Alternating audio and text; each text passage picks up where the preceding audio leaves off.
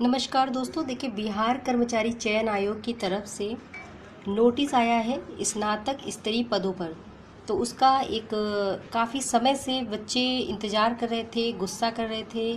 तो फाइनली उसका विज्ञापन आ चुका है और इसकी तारीख जो है प्रारंभ होने की, यानी कि आवेदन शुरू होंगे 14 अप्रैल से।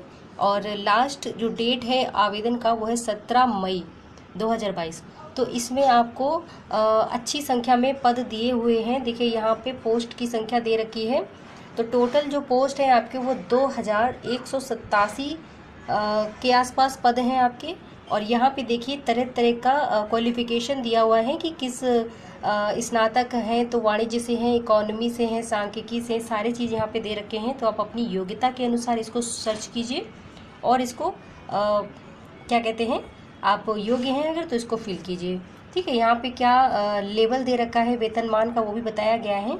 साथ ही सचिवालय सहायक का पोस्ट है, इसके साथ योजना सहायक का पोस्ट है, मलेरिया निरीक्षक, डाटा एंट्री ऑपरेटर हो गया आपका, अंकेक्षक हो गया। इस तरह से अलग अलग नाम भी दे रखे हैं और काफ़ी सारे यहाँ पे इंस्ट्रक्शन दे रखे हैं। और जो न्यूनतम शैक्षणिक योग्यता है, देखिए यहाँ पे स्नातक होना अनिवार्य है।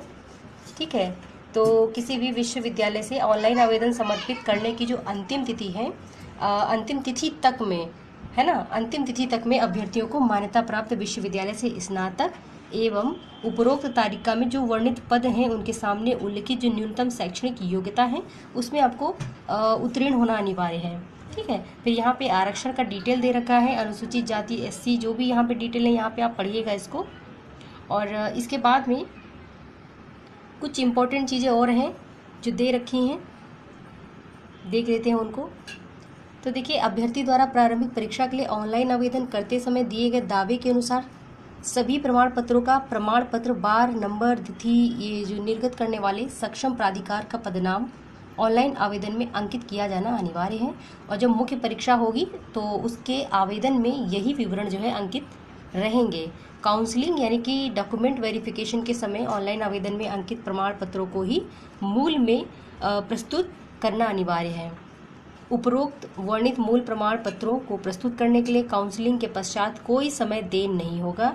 तो ये आपका है सभी वांछित प्रमाण पत्र प्रारंभिक परीक्षा के लिए ऑनलाइन आवेदन समर्पित करने की अंतिम तिथि तक निर्गत होना आवश्यक है।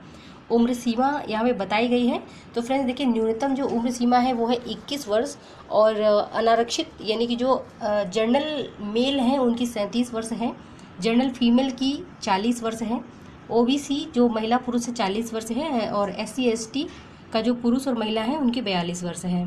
तो इस प्रकार से यहाँ पे ये इन्फॉर्मेशन दे रखा है। इसके बाद में हम बात कर लेते हैं छोटी छोटी और चीज़ों की, फ़ीस के बारे में बात कर लेते हैं। तो परीक्षा शुल्क कितना है प्रारंभिक परीक्षा के लिए? तो देखिए, जो जनरल वर्ग हैं उनका 540 रुपये है और एससी एसटी और जो मतलब जो बिहार के ही होंगे एससी एसटी, क्योंकि अदर स्टेट का तो जनरल में काउंट किया जाएगा, तो उन लोगों की जो फीस है वो 135 रुपये है। और सभी श्रेणी की जो महिला पुरुष बाहर के हैं उनके लिए भी 540 रुपये ही होगी। ठीक है, तो ये हो गया आपका। और पेमेंट का बताया मैंने कि जो लास्ट डेट है ऑनलाइन रजिस्ट्रेशन करने के बाद परीक्षा शुल्क ऑनलाइन पेमेंट के माध्यम से करेंगे तो 14 अप्रैल से 15 मई तक में जो है इसको जमा करना अनिवार्य है। ठीक है, तो ये सब हो गया। और यहाँ पे बात कर लेते हैं परीक्षा की प्रकृति की। परीक्षा का जो पैटर्न रहेगा वो कैसा रहेगा? तो ये रहेगा ऑब्जेक्टिव टाइप में। ठीक है, ऑब्जेक्टिव रहेगा और जो सब्जेक्ट हैं इसमें वो है जीएस के साथ साथ आपका सामान्य अध्ययन, सामान्य विज्ञान, मैथ और आपका जो है मानसिक क्षमता जांच होगी, यानी कि comprehension, logic, reasoning, mental ability, ये सारे आएंगे आपके उसमें। तो आपको ऑब्जेक्टिव टाइप क्वेश्चन रहेंगे 150 क्वेश्चन के आसपास। ठीक है, यानी कि कुल प्रश्नों की संख्या 150 रहेगी और सही उत्तर के लिए 4 अंक मिलेंगे तथा गलत के लिए 1 अंक की कटौती की जाएगी। 2 घंटे 15 मिनट की परीक्षा होगी। ठीक है, और प्रारंभिक परीक्षा में भाषा का माध्यम हिंदी या अंग्रेजी में से कोई एक हो सकता है।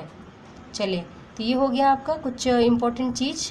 सिलेबस यहाँ पे दिया हुआ है, सामान्य अध्ययन में क्या क्या आपका आएगा तो यहाँ पे देखिए सारा कुछ दे रखा है। फिर इसमें करंट अफेयर्स भी होंगे। ठीक है, तो कुल मिला के यहाँ पे ये जो लिखा हुआ है कि क्वालिफाइंग मार्क्स कितने चाहिए। देखिए जर्नल के लिए बताया है 40% तक चाहिए और ओबीसी के लिए बताया है 36.50। लिखा जरूर है यहाँ पे, लेकिन कट ऑफ दोस्तों बहुत हाई जाता है। तो 40% आप छोड़ दीजिए, 150 है तो उसमें 40% लाने से पास नहीं होंगे आप, ठीक है।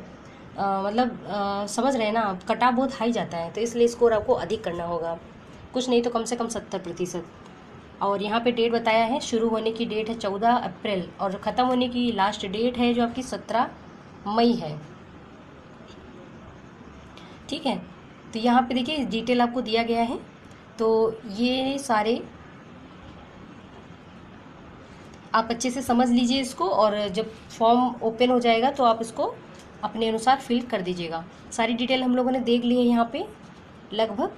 तो चलिए, चैनल में अगर नए हैं तो चैनल को ज़रूर सब्सक्राइब करना। मिलते हैं अगले वीडियो में अगली अपडेट के साथ, तब तक के लिए जय हिंद।